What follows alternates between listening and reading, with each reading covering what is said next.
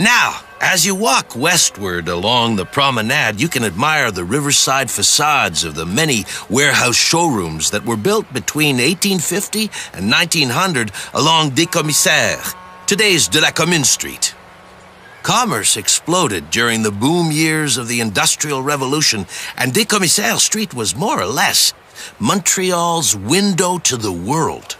So, in order to make a good first impression, the owners of these warehouse showrooms paid for cut stone, which was, and still is, I suppose, a more noble material than simple brick. Still, you might notice that on the warehouse side, on des Commissaires, the style of the buildings were, more subdued. While on the other side, on St. Paul Street, the store facades are more elaborate, just like its upper-class clientele.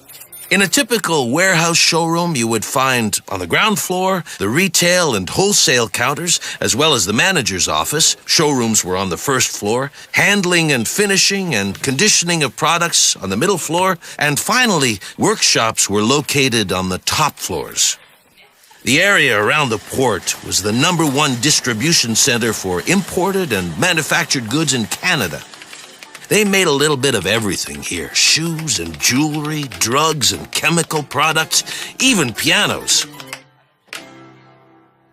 My great-aunt, Violette, the daughter of Tom and Rosémée Poisson, worked as a secretary at William Middleton, a company that specialized in baskets and wooden products.